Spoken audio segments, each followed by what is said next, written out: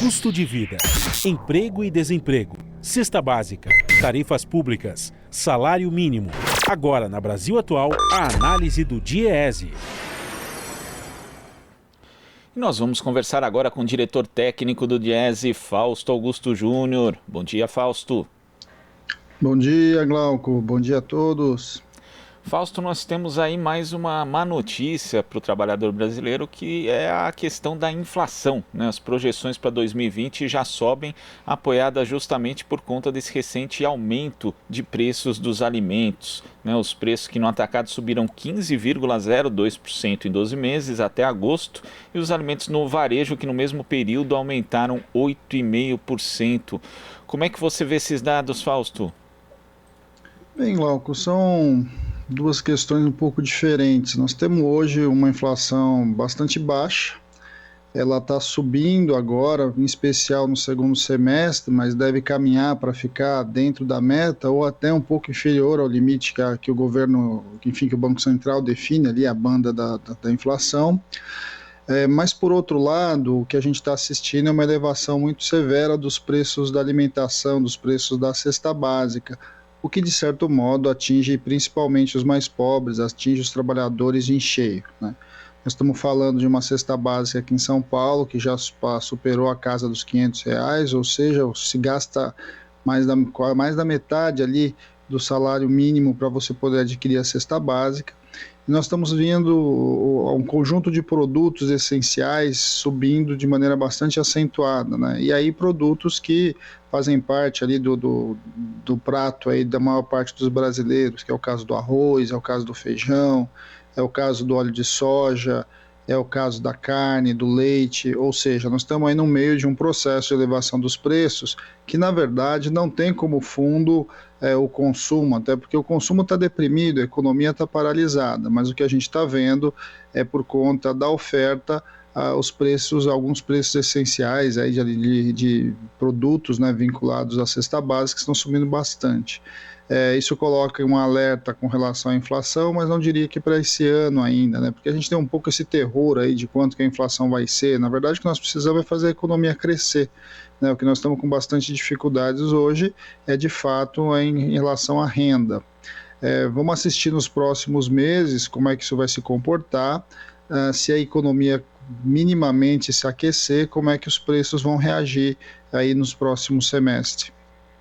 Agora é um quadro que o trabalhador, em especial mais pobre, acaba sentindo, né? Porque a inflação de alimentos ela acaba afetando justamente mais esse segmento da população.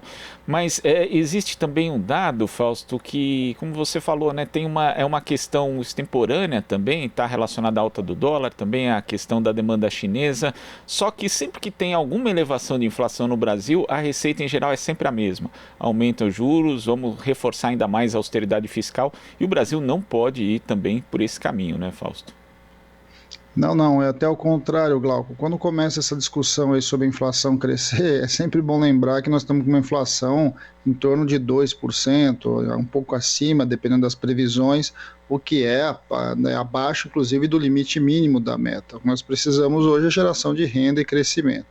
Agora, por outro lado, é importante a gente olhar também por que os alimentos estão subindo de preço, né? E olhar em especial os alimentos aí que compõem a cesta básica. Chama bastante atenção o fato de você ter alimentos vinculados ao dólar, e em especial, nesse caso, arroz e trigo, né, porque são alimentos que o Brasil produz uma parte, mas tem uma parte importante de importação.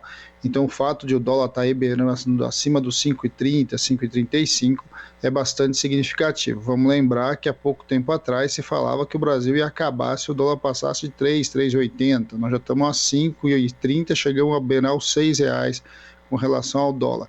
Mas é também importante a gente olhar como que está composta a nossa cesta aí na agropecuária.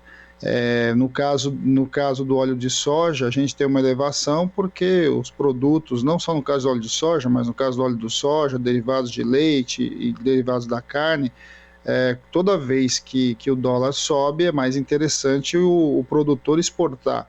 Então, ao exportar, ele deixa o mercado interno desabastecido e aí o preço sobe. um conjunto de produtos estão vinculados aí à Bolsa Internacional, né? São commodities cotados internacionalmente, como é o caso do açúcar, enfim. E nesses casos o que a gente assiste é que quando o mercado internacional se aquece, o trabalhador aqui no Brasil perde. Isso faz com que a gente faça uma longa discussão, Glauco, sobre a importância da agricultura familiar, porque de fato é a agricultura familiar que coloca aí a comida no prato de todos os brasileiros e que no Brasil é bastante prejudicada, pouco apoiada e que precisa sim de um olhar um pouco mais cuidadoso. Vamos pegar o caso específico do feijão. O feijão é algo que está aí no prato de todo brasileiro, cotidianamente, aí todo mundo de alguma forma come um tipo de feijão, ou é o carioquinha aqui em São Paulo, ou é o feijão preto ali no Rio de Janeiro, enfim, ou seja, faz parte da nossa cultura.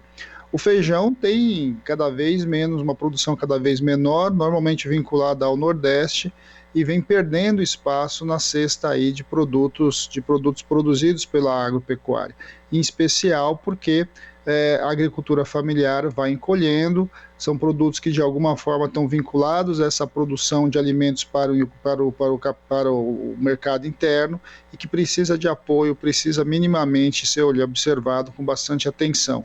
Hoje 1 quilo de feijão está passando a casa dos R$8, é algo quase que inadmissível num país da dimensão do Brasil, com a área produtiva que o Brasil tem, você ter alimentos com alimentos de alta necessidade, com redução de produção e muitas vezes com bastante dificuldade, inclusive para se encontrar dentro do mercado.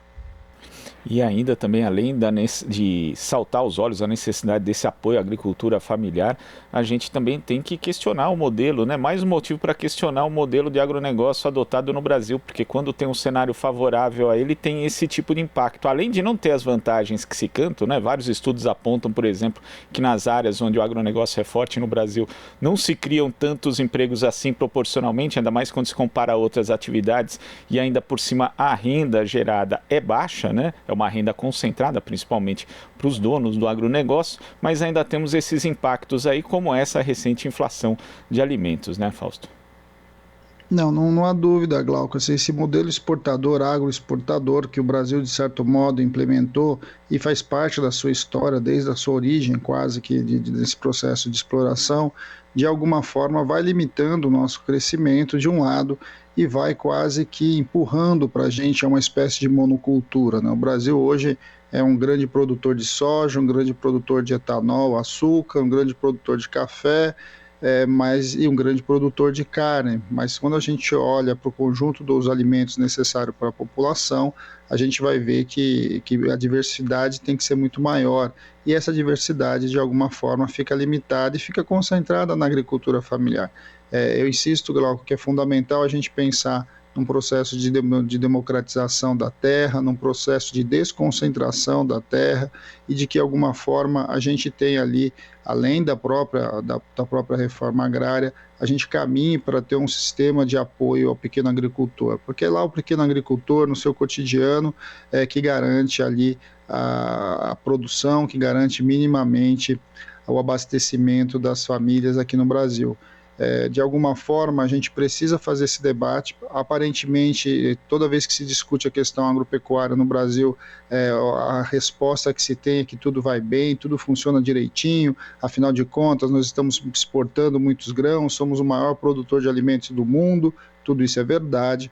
Por outro lado, quando a gente começa a ver as altas de preço, em especial para os mais pobres, a gente percebe que tem alguma coisa equivocada nessa discussão e não há a menor dúvida que ela passa, de certo modo, por essa escolha da gente ter quase que uma agricultura monocultura, em que só alguns grãos, alguns tipos de produção se espalham pelo Brasil como um todo e que você vê o mercado, de certo modo, carente de outros produtos, em especiais aqueles que os mais pobres consomem.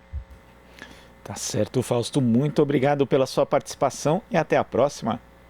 Até a próxima, Glauco. Bom dia a todos novamente. Bom dia. Conversamos aqui com o diretor técnico do Diese, Fausto Augusto Júnior. Aqui você ouve as notícias que os outros não dão. Jornal Brasil Atual.